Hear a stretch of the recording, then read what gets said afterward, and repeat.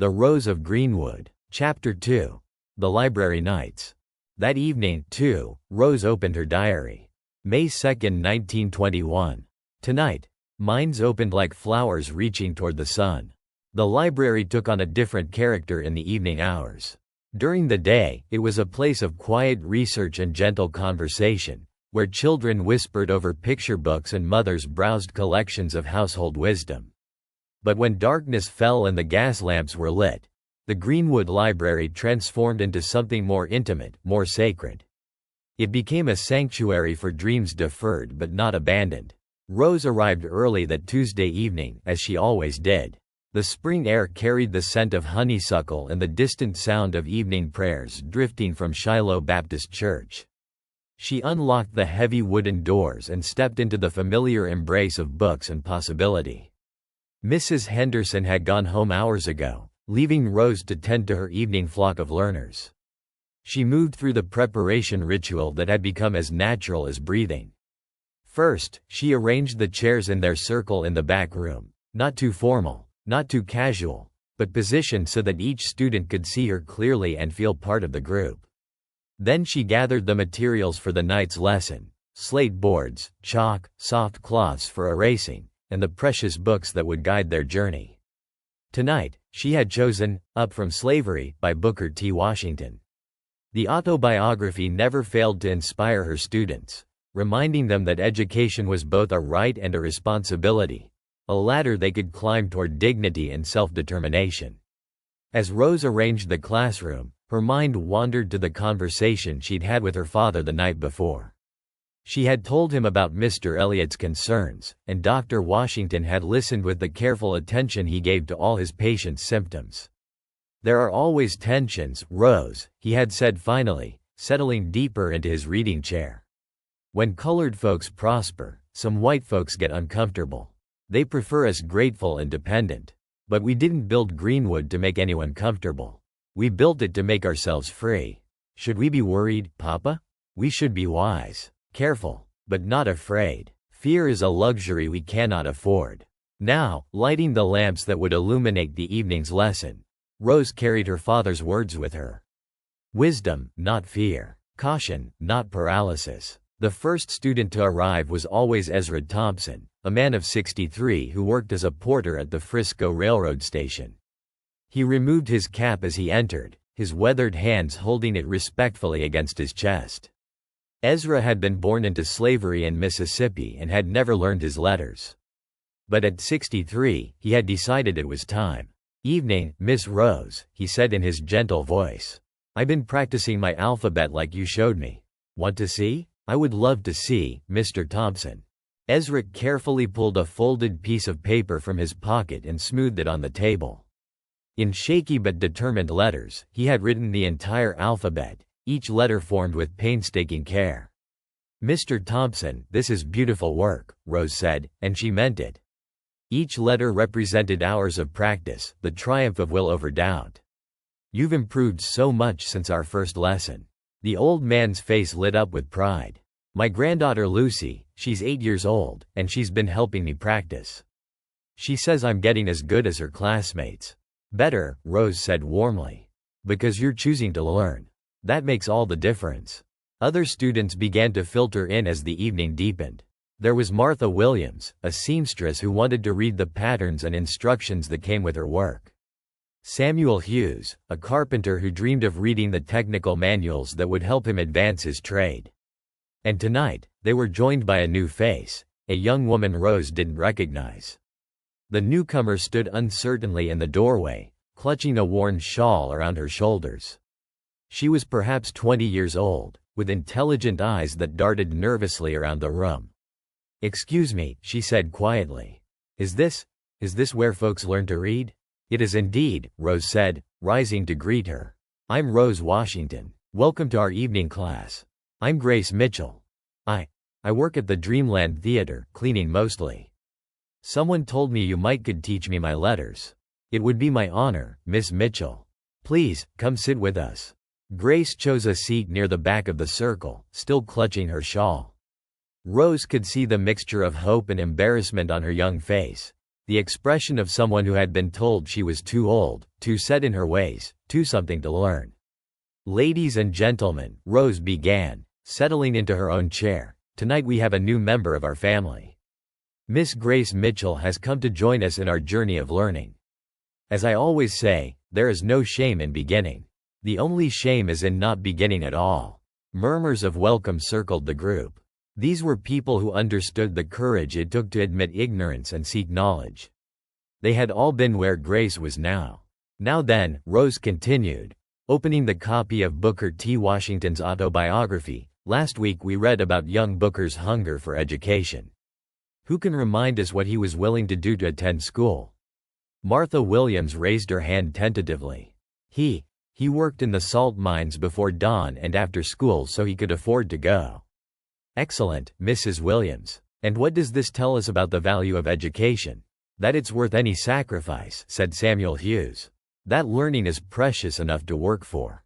Rose nodded. Mr. Washington understood that education was the path to freedom, not just political freedom, but mental and spiritual freedom. The freedom to think, to choose, to become whoever we are meant to be. She began to read aloud, her voice carrying clearly through the lamplit room.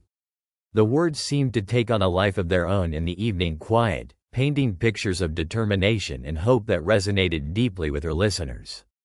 "I was born a slave on a plantation in Franklin County, Virginia," Rose read. "I am not quite sure of the exact place or exact date of my birth, but at any rate I suspect I must have been born somewhere and at some time." She paused, looking around the circle.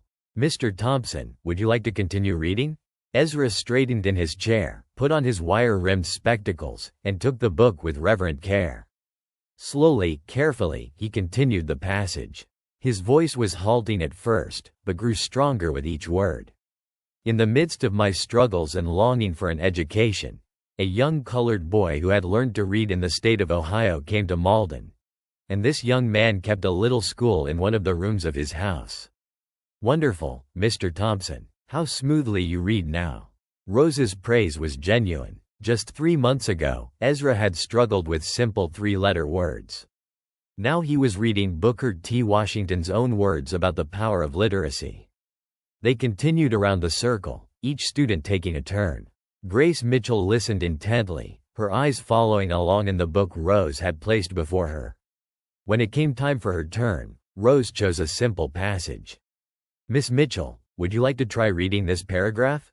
Take your time and don't worry about making mistakes. We're all here to learn together." Grace looked down at the page, her brow furrowed in concentration.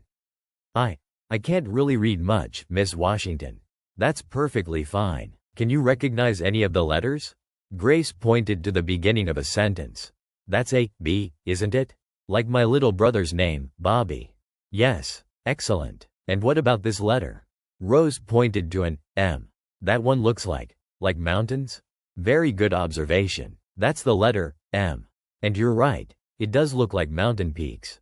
That's exactly the kind of thinking that will help you remember." Rose spent a few minutes working individually with Grace while the other students practiced their writing exercises. She showed her how to form letters, how to connect them to sounds, how to see patterns in words. "Learning to read is like learning a secret code," Rose explained softly. "Once you crack the code, a whole world opens up to you. Books, newspapers, letters from family, they all become accessible." "I got a sister in Chicago," Grace said quietly. "She writes me letters, but I have to ask Mrs. Patterson next door to read them to me. I'd sure like to read them myself." "You will," Rose said with certainty. "With practice and patience, you absolutely will." As the lesson continued, Rose guided the group through writing exercises. She had them practice forming letters, then simple words, then short sentences. The room filled with the soft scratch of chalk on slate and the occasional eraser squeaking across the dark surface. "Tonight, I want everyone to write one sentence about their dreams," Rose announced. "It can be simple or complex, but it should be true to your heart." The students bent over their slates with serious concentration. Rose moved around the circle, offering gentle corrections and encouragement. Ezra was writing carefully. "I want to read the Bible to my grandchildren." Martha had written, I dream of reading dress patterns without asking for help. Samuel's slate showed. I will read every book about building and carpentry. When she reached Grace, the young woman was staring at her blank slate with frustration. I don't know how to write my dream, Grace whispered. Let's start with one word, Rose suggested, sitting beside her. What's the most important word in your dream? Grace thought for a moment. Freedom. I want to be free to read whatever I want. Freedom. That's a beautiful word. Let's write it together. Rose guided Grace's hand as she formed each letter. Freedom. When they finished, Grace stared at the word with wonder.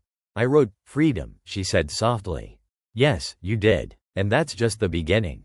After the writing exercise, Rose introduced them to a simple poem.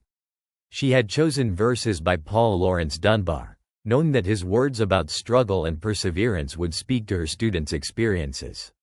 We'll read this together, she explained. Don't worry about perfect pronunciation. Just let the words flow. In unison, their voices rose and fell with the rhythm of Dunbar's verse. A crust of bread and a corner to sleep in. A minute to smile and an hour to weep in. A pint of joy to a peck of trouble. And never a laugh but the moans come double. The words seemed to weave themselves into the evening air, binding the group together in shared understanding. These were people who knew about corners to sleep in and pecks of trouble. But they also knew about the pint of joy that made it all worthwhile. Poetry, Rose said when they finished, is democracy of the heart. It speaks to everyone, regardless of education or station. When you read poetry, you join a conversation that spans centuries and continents. As the evening wound toward its close, Rose assigned homework for the coming week. Simple exercises, but meaningful ones. She asked each student to find one sign or newspaper headline during their daily travels and copy it onto paper, then bring it to next week's class. Reading is everywhere around us, she explained. Store signs, advertisements, notices posted on buildings. The more you practice recognizing words in your daily life, the faster you'll progress. One by one, the students gathered their belongings and prepared to leave. Each one stopped to thank Rose personally, as they always did. These were people who understood the gift they were receiving. Miss Rose, Ezra said, shaking her hand warmly, I want you to know something. My mama, she was born a slave too, never learned to read a day in her life. She used to say she wished she could read the good book for herself, not just hear it preached. I'm learning to read for her, too. She would be so proud of you, Mr. Thompson. Grace Mitchell lingered after the others had gone, still holding the slate with her carefully written word, freedom. Miss Washington, can I ask you something? Of course. How did you learn to read so well? Were you always smart? Rose smiled and gathered the evening's materials. My parents made sure I had opportunities, that's true. But being able to read doesn't make someone smart, Miss Mitchell. Intelligence comes in many forms. You show intelligence every day at your job, in the way you care for your family, in the courage it took to come here tonight. But I feel so, behind everyone else. Do you know what I see when I look at you? Rose asked, turning to face the young woman directly. I see someone brave enough to change your life. Someone willing to start over at 20 years old. That takes more courage than most people ever show. Grace's eyes filled with tears. I want to be able to write to my sister myself. I want to read stories to the children at church. I want to understand the world better. You will do all of those things and more. Learning to read isn't just about recognizing words on a page. It's about claiming your place in the world, your right to knowledge and understanding. Every letter you learn, every word you master, every sentence you read, it's an act of freedom. Rose walked Grace to the library's front door, both women stepping out into the cool May evening. The streets of Greenwood were quiet now, with most families settled in for the night. Gas lamps created pools of warm light along the sidewalks, and the air carried the mingled scents of dinner cooking and flowers blooming in evening gardens. Same time next week? Grace asked. I'll be here, Rose promised. And so will your new family of learners. After Grace disappeared into the darkness, Rose stood for a moment on the library steps. Above her, stars were beginning to appear in the clear spring sky, and she could hear the distant sound of singing from one of the churches. voices raised in harmony, celebrating faith and fellowship. This was the Greenwood she loved best, she thought. Not just the bustling business district or the prosperous homes, but this, the quiet evening moments when people gathered to better themselves, to reach for knowledge and understanding, to claim their rightful place in the world of letters and learning. Rose locked the library carefully and began her walk home. The evening had been a success, as most of her teaching evenings were. But tonight felt special because of Grace Mitchell's courage and Ezra Thompson's determination. Two people, separated by more than 40 years of life experience, but united in their hunger for education. As she walked, Rose reflected on the power of what she was doing. Each week, her little circle of students grew stronger, more confident, more capable. They were living proof that learning had no age limit, that determination could overcome any obstacle. But more than that, they were creating something larger than themselves. Every person who learned to read could teach others. Every student who mastered writing could help a neighbor compose a letter. Knowledge was like light. It didn't diminish when shared, but grew brighter with each person it touched. When Rose reached home, she found her family in their usual evening configuration. Dr. Washington was reading medical journals, researching new treatments he might offer his patients. Tommy was at the kitchen table, working through algebra problems with the focused determination of a young man who understood that education was his ticket to whatever future he chose. Clara sat by the window, mending clothes in the lamplight and humming softly. "How was the lesson tonight?" her mother asked without looking up from her needlework. "Wonderful. We have a new student, Grace Mitchell, who works at the Dreamland Theater. And Mr. Thompson is reading at nearly a third-grade level now." "Praise be," Clara murmured. "That man's determination is something to see." Dr. Washington looked up from his journal. "I saw Ezra Thompson last week when his grandson scraped his knee. He told me he's planning to read a Bible story to the children at church this summer. Said he wants to give them something he never had as a child." Rose felt her heart swell with pride. This was the ripple effect of education. Knowledge spreading from person to person, generation to generation, creating waves of possibility that would reach far into the future. She settled into her favorite chair and opened her diary. The leather cover was warm from the day's sun, and the pages fell open to her careful handwriting. Each entry was a small history of progress, a record of minds awakening and dreams taking shape. May 2, 1921, she wrote. Tonight Grace Mitchell wrote the word, freedom, for the first time in her life. I watched her stare at those letters as if they held magic, and perhaps they do. What is literacy but a kind of magic? The ability to transform marks on paper into thoughts and feelings and entire worlds. Mr. Thompson continues to amaze me with his dedication. At 63, he attacks each lesson with the enthusiasm of a child. He tells me he practices writing his alphabet every morning before work, and every evening before bed. I got 63 years to make up for, he says, and I believe he will. Sometimes I think about the ripple effect of what we do in that little back room. Grace will read to the children at church. Ezra will share Bible stories with his grandchildren. Martha will teach her daughter advanced sewing techniques she's learned from books. Samuel will build better, stronger houses because he can read the latest carpentry manuals.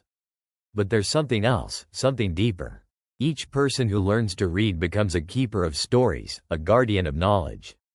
They join the great conversation that spans all of human history, the conversation conducted through books and letters and written words. Rose paused in her writing and looked around the comfortable parlor.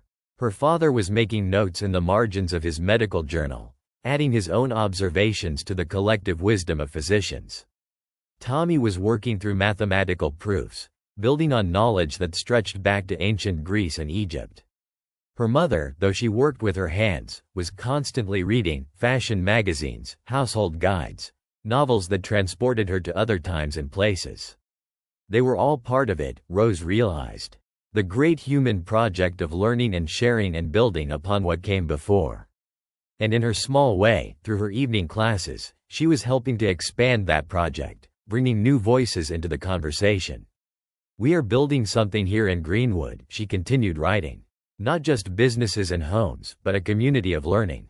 A place where knowledge is valued and shared, where no one is too old or too humble to join the conversation. I think of Grace tonight, carefully forming the letters FREEDOM on her slate. She doesn't yet know that in learning to read, she is claiming something that no one can ever take away from her. Knowledge is the one treasure that multiplies when shared, the one power that grows stronger the more people possess it.